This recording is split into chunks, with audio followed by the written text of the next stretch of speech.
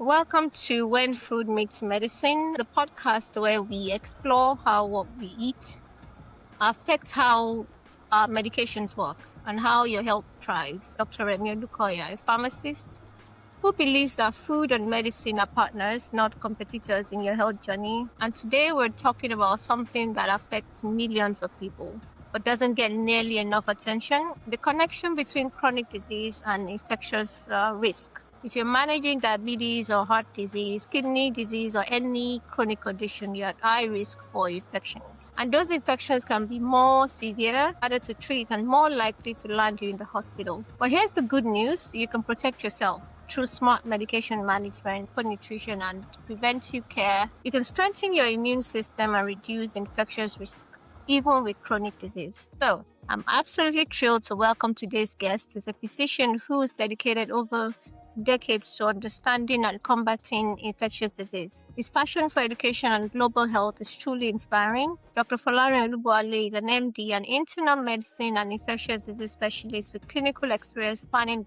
both Nigeria and the United States. In Ibadan, Nigeria, he completed his medical degree at the University of Lagos in 1983. He moved to the US in 1989 and completed his infectious disease fellowship in 1996. Since 1997, he's been a respected leader in patient care and clinician education in Columbus, Georgia. In 2007, he launched the Infectious Disease Annual Lecture, which is now a cornerstone of continuing medical education. And he founded the Global Infectious Disease Initiative, a charitable organization improving infectious disease care and education in Nigeria, with their first international event in Lagos in 2017. Dr. Olubowale, thank you so much for being here. Your background is just phenomenal, and I know our listeners are going to gain so much from your insights. So let's start with the big picture. Thank you very much. So today we're going to talk about what many of our listeners are managing. They're managing conditions like diabetes, heart disease, autoimmune disorders, and kidney disease. They might be very focused on their blood sugar or blood pressure. Could you explain for us in simple terms why having a chronic disease often makes someone more vulnerable to infections? Well, thank you very much, for that question. Of course, chronic disease like diabetes, especially, it's a disease that destroys you over many years. Unfortunately, before patients become diabetic, their problems have started many, many years before then, By the time the full picture is showing, the disease is probably about 10 years. Oh. So that's a big problem, for the, type 2 diabetes. There are two types of diabetes. Type 1 Okay. diabetes, those are the ones that lack insulin. And Okay. type 2 diabetes patients, who are usually the older patients, who have insulin bots, their system, their muscle, their liver, other organs, they don't respond to the insulin as the way they're supposed to respond to it. And so these patients are sick for a long time, and it affects the whole system of the body, from your brain, to your blood, to your bone, to your kidney. The big ones are the vital organs, like the heart. They develop vascular problems, they develop coronary artery disease. The kidneys over time too, because this disease affects the blood flow, the arteries, to all these organs. And with time, it compromises their blood flow to these vital organs, and destroys them over time. It destroys, the blood flow to the brain, they develop stroke and all the rest. All these things predispose you, developing, of course, infection along the line, based on the fact that, the base of diabetes is that your blood sugar is very, very high. Yes. And of course, one of the things that infection, generally bacteria, viruses, they like sugar. Yes. So when your blood sugar is very, very high and you don't control it very well, it affects your immune system, basically on the cell level and on the bacterial level too. So that's a big problem, for the diabetics. For hypertension, it goes along with it. They go hand in hand most of the time. If you're diabetic, most likely you're going to have some blood pressure problem too. Diabetes is the big one. It's a big killer, for most people. Like, they don't control it very well. At the end of the day, it's going to catch up with them, and it's going to affect them. They have stroke, they have a heart attack, they have amputation of their legs if they don't take care of their blood sugar. Their blood sugar. And of course, infection sets in. All these virusides, The one that I see the most in my own specialty, infectious disease, is mainly the diabetic foot infections. They develop blood flow problems to the legs. That blood doesn't flow very well there. They need to probably have to, do surgery on their leg. Sometimes they need to amputate it. And those are big problems. For whoever the patient. So it makes so much sense because it's like your body's natural defense system, it's like it's working overtime or it's a bit compromised. So for our listeners managing multiple medications for these chronic diseases, are there any general classes of medications that might further suppress the immune system, maybe making this risk even higher? Well, yes, of course.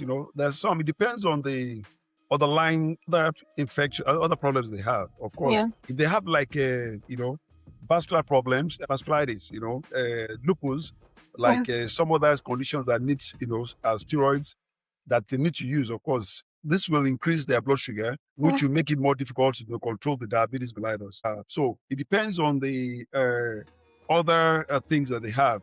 There are immunosuppressive agents too that people use for all this, for some cancers too, and all the rest that can, increase their risk, for developing infections too. So these are crucial points for our audience to be aware of. I know that diabetes could affect your immune function and infectious risk. So now we're going to zoom in on diabetes a bit more, as it's so prevalent. We often hear about complications like neuropathy or kidney disease, but the link to infectious risk is often understated. I know you spoke a little bit about it, but could you elaborate more on exactly how diabetes, particularly uncontrolled diabetes, impact immune system, how it increases susceptibility to specific type of infections? Okay. Thank you very much for that question. The underlying problem with diabetes mellitus is that, like we said, you're suffering, you're starving in the midst of plenty, like starvation in the midst of plenty. So all your cells in your body, they are not, because you need glucose, to function very well. Yes. So all organs that's, in your body that needs blood flow, that needs insulin to function, they don't function very well. So what will happen now is that, with time, they're very prone to developing, some kind of pneumonia. And that's why you recommend that they should get pneumovax, vaccination, so that to prevent them from getting pneumonia. Yeah.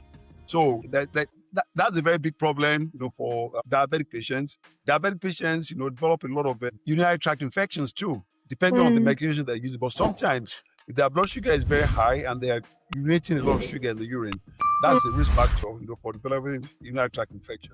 I've mentioned the foot infection. They develop infection of the foot, cellulitis. They develop osteomyelitis of the foot. They develop any part of the body is prone to developing infection if your blood sugar is very high and it's not well controlled. Are there any particular food-drug interactions with this diabetes medication that patients should be especially mindful of?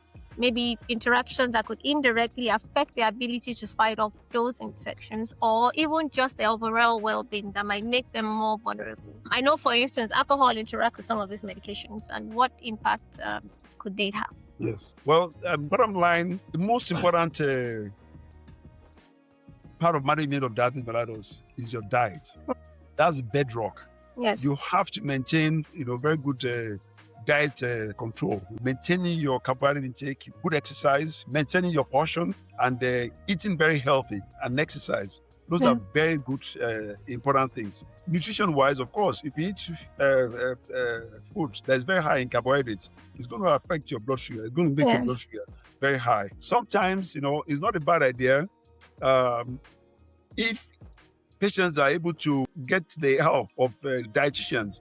Like nutritionists, like actually teach them on how to eat. It goes a long way. Of course, any medication, like you mentioned, the corticosteroids, the alcohol, like you said, alcohol, of course, is loaded with the carbohydrates. It's going to increase your sugar load, and it's going to make your diabetes out of control. But the most important thing too, you as a patient must love yourself. You must want to live. Because if you don't want to live, if you are not compliant, because compliance is very important. We as doctors, we can write, whatever we want to write for you. But if you're not taking your medication very well, if you're eating what you're not supposed to eat, if you're not exercising, if you're not following up with the doctor, you're going to be in trouble. So I will employ, we as a diabetic, to follow those things, to make sure that, your blood sugar is well controlled, is well followed. It's a team thing between you and your doctor. I mean, you Yes. have a lot to do yourself. I Yeah. mean, you're going to be the one to monitor your sugar, you're going to be the one to check your blood sugar where you're supposed to check it. If you're using insulin pump, you're going to be the one to use it. You're supposed to be the one to know when your medication is running out to ask for a refill. Okay. Yes. So Yeah, those are things that are important, yes. I totally agree. So we're going to pivot to antibiotic stewardship, why it matters for patients. I know that when infections do occur, maybe antibiotics are often prescribed. And I know you've been a leader in antimicrobial stewardship in your practice in Columbus, Georgia. For our listeners, what exactly is antibiotic stewardship, and why should they, as patients, care about it? How does inappropriate antibiotic use not only affect them personally, but also the broader community, and what role they can play? That's a very good question you asked, which unfortunately the patients themselves have a lot of part to play in this. Okay. Antibiotic stewardship definitely just means that, using antibiotics appropriately, knowing when to use antibiotics and know when to use it, knowing how long you need to use an antibiotic for a certain condition and when to stop it. Yes. Is antibiotics needed or not? I'll give you a good example. Like the common cold, people have runny nose and all the rest. They have a little cough. Most of the time, of course, it's a virus, that causes all this infection. But, as a patient, you go to see the doctor, you complain to the doctor, and the doctor tells you, no, you should be okay. You should take some Tylenol, drink a lot of fluid. Things should be okay for you, of course. For your doctor to say that you don't need antibiotics, of course, they know what they've seen, okay? Yes. But the patient will say, wow, this doctor doesn't know what he's doing.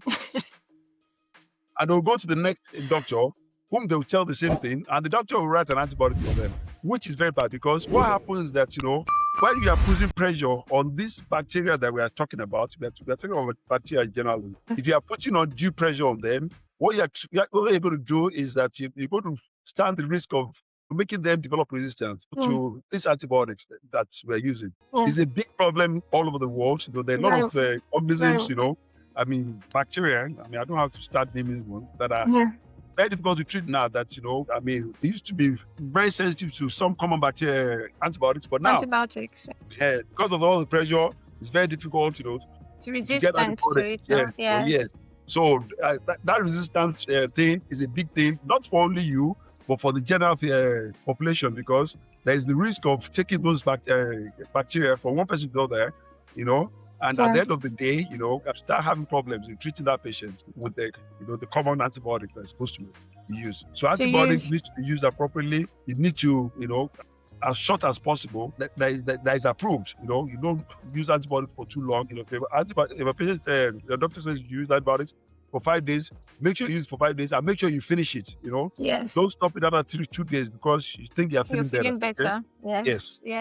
So this brings us perfectly to the core of our podcast, When Food Meets Medicine. When someone with a chronic disease gets an infection and is prescribed, like you said, an antibiotic, and they're suddenly juggling multiple medications, what are some of the most common or critical food-drug interactions that patients should be aware of, both with antibiotics themselves and potentially with the existing chronic disease conditions? And I'm thinking of maybe sometimes dairy products with certain antibiotics, or like you mentioned earlier, grapefruit with statins, which many chronic disease patients take. Well, there's some very well-known antibiotics, the quinolones. There's a lot of people use Cipro. I'm sure people have heard about Cipro. It's heard about Levoco. That has effect with dairy products, and you're not supposed to use dairy products or medication that has calcium, in it. You're supposed to at least stay away from them 2 hours or even 6 hours before the next dose and all the rest.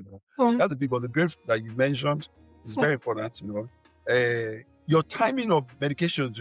Some medications have a particular time that is like taking them on empty stomach or taking them on a full stomach, because some of them, not only the antibiotics, of course, there are viral medications too, they're antifungals too, but the big ones is that the quinolones that you shouldn't take, those things that I mentioned. The grapefruit, some food you need to take them with food. Some antibiotics you need to take them with, some of them you need to take them with without food on empty stomach. Your pharmacist will advise you about that. Okay. Yeah. So, Yes, we do. but it's the truth. You know what's there. Yeah. And you're quite correct. There are absolutely essential reminders. As a pharmacist, I always emphasize you read your medication guide. But, also hearing it from an infectious disease specialist, it drives home the point that it is quite important to take your medication as prescribed or as a pharmacist has also counseled you. So beyond avoiding negative interaction, let's talk about proactive steps. What role does good nutrition play in bolstering the immune system, especially for individuals living with chronic diseases? Are there specific nutrients, vitamins, or dietary patterns that you recommend for patients to help them build a stronger defense against infection? Well, nutrition is the basis of life. Good nutrition is so important. A balanced diet. Yes. Good protein, good carbohydrate, good fat intake that well apportioned and well given at the appropriate ration. Okay. Yeah. It is true that, like we said, that there's some food that's good in boost your immune system. It depends what you're talking about. There are some people who talk about some nuts. You eat some nuts or you eat some berries. You eat. But bottom line is that, eating very good food, okay? Probiotics are very good, after you've taken antibiotics, sometimes we encourage them to take, like yogurt. Yogurt is very good. Yeah. But most importantly is eating a very, very balanced diet, Diet. I try to encourage my patients to run away too much from meat. Fish is very good, red meat. Fish is good, like salmon. Salmon is very good. All those fish that are like mackerel. They're very good. They have vitamin E, and they're supposed to be very good for the body. And they have omega-3 too. Most important thing is having good balanced diet. Okay, but the vitamins are not bad. I don't subscribe to people taking too much of mega vitamins. They call them multivitamins because you need them in very small quantity. And the multivitamin a day. Personally, I believe it's not a bad thing after like age of 50 or whenever you want to take it, but not to be taking mega doses of food. Ginger is very good for the body. People use ginger to cook. People use garlic to cook. So those are some foods, that has been proven that they're not bad. To add to your food. Fruits are good. Oranges are very good. Anything that grows from the ground is supposed to be very good. Okay. Yeah. So. But most important thing is balancing your diet and eating very well. I think that's wonderful advice. It actually reinforces the idea that food truly is medicine in many ways. It's not, like you said, there's no magic bullet, but consistent, healthy choices. Eating, like you mentioned, a balanced diet. So we're going to talk about, I know we've talked about chronic diseases, we've talked about infectious risk, and a critical tool in our arsenal against infection is vaccination. I know you'd mentioned pneumovax earlier on, but I'll circle back. I know for patients with chronic disease or those on immunosuppressive medications, what specific vaccines, apart from pneumovax, particularly important, and why are they? Also, if there's any misconception or special considerations that people should be aware regarding vaccination safety or efficacy. Well, the issue of vaccination is quite broad, and it depends on a lot of things, age, your comorbid conditions. I would take, let me just take diabetes. That's it. I'm going to talk about HIV too, because those are like models of situations that affect particular, cell type or the antibody, in patients, okay? Like the diabetic patient, like I said, it's your antibody that is the big problem there, okay? The pneumovax is very important. Like I said, the age is also very important too. And the season too, like the pneumovax, they're like the flu vaccination. At the flu season, you're supposed to get your flu season. Yes. If it's the RSV, you need to get your RSV infection. Your RSV vaccination. Yes. The shingles. Shingles is a big one too. For probably anybody now before by the age of 60 or so, you should get it. You know what I'm saying? Yeah. Yes. So hepatitis too. Anybody that was born between 1945 and 1965, they're supposed to, be screened, for hepatitis C. Okay, yes. if you are not protected with vaccination with hepatitis B, you are supposed to be offered that too.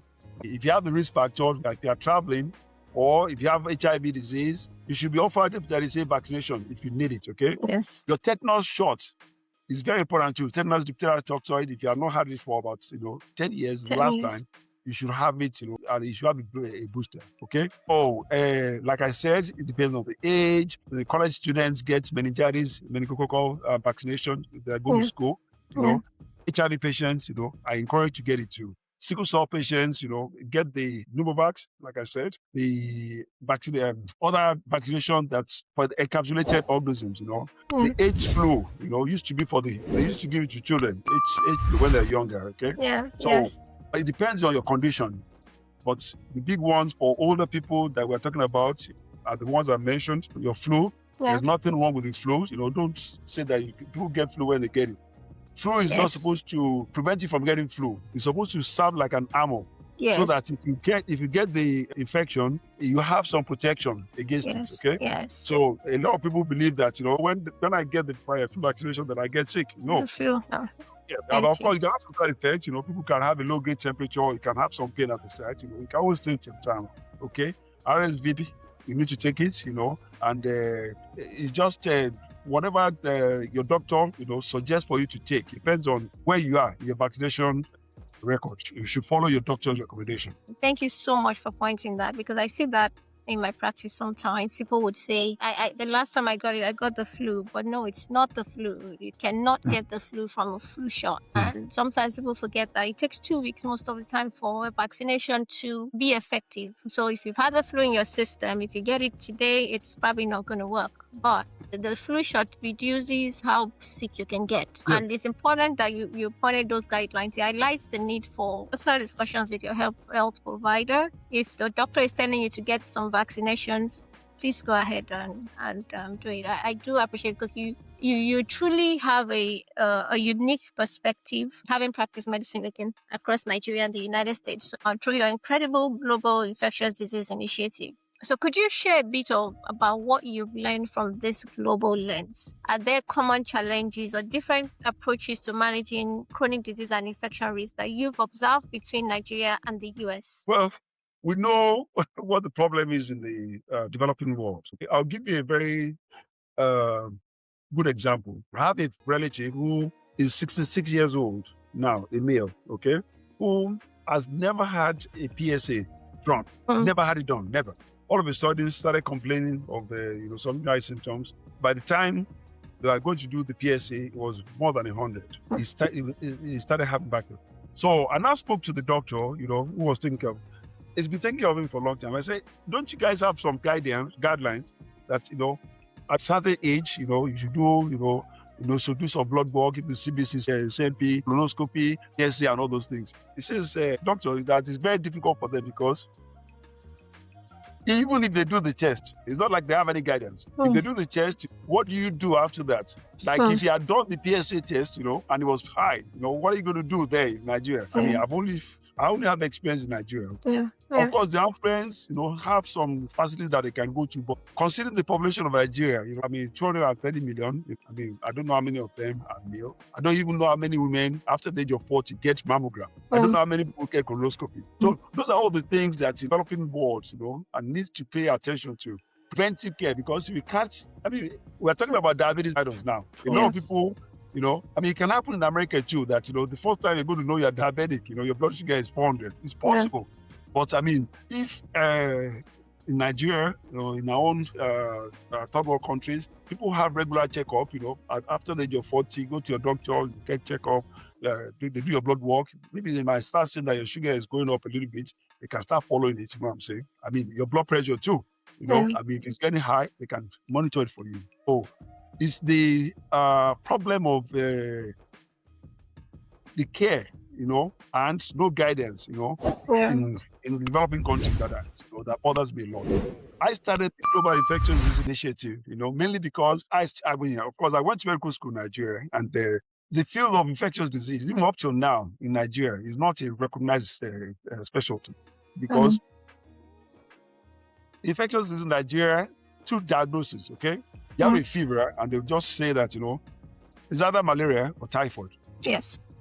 Yes, malaria or typhoid. So they will treat you for malaria first. I mean, they can do your blood work. Everybody in Nigeria, if you do their blood smear, they have some parasites in there. They treat them for malaria. They don't get better. They treat them for typhoid. They don't get better.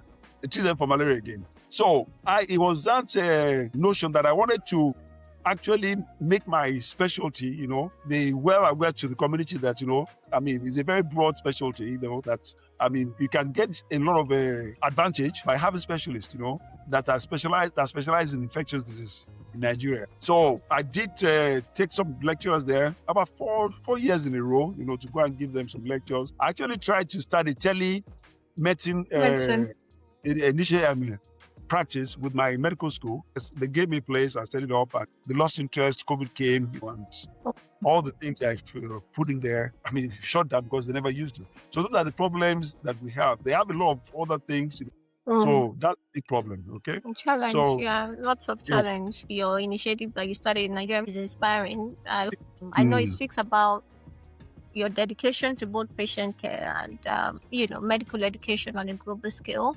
And that's more important. Yes, that's more important. And it happens here sometimes that there's some level of way people can get help.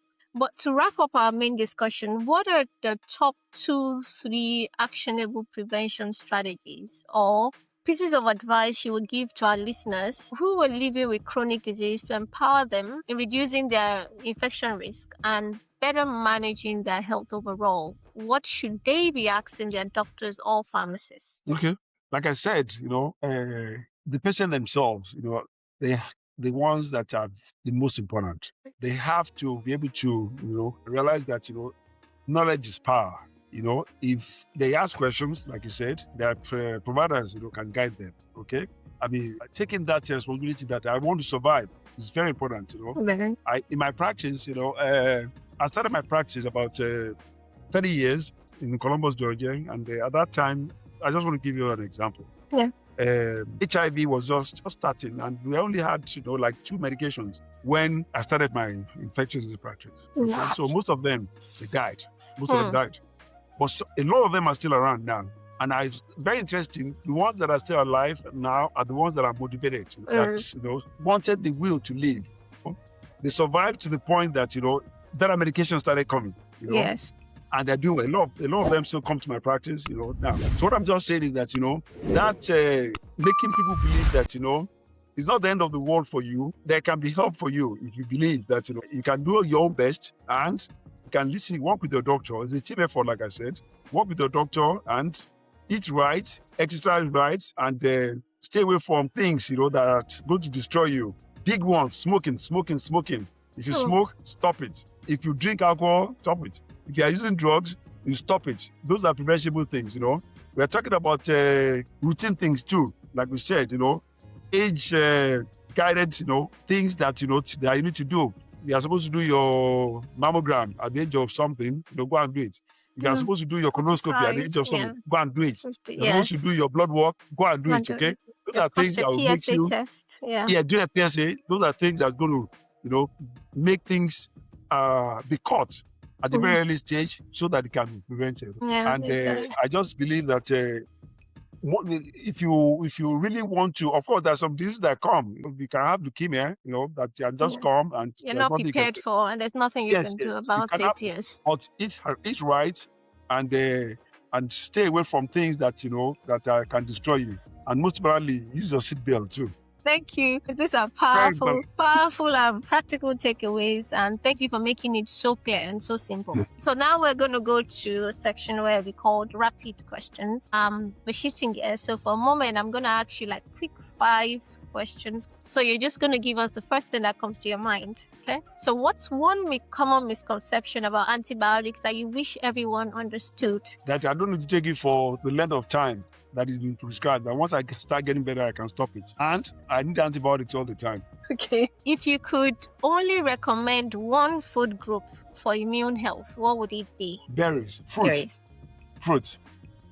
Okay. Beyond medicine, what's one hobby or activity that helps you de-stress? Yes, you. One activity. Very interesting.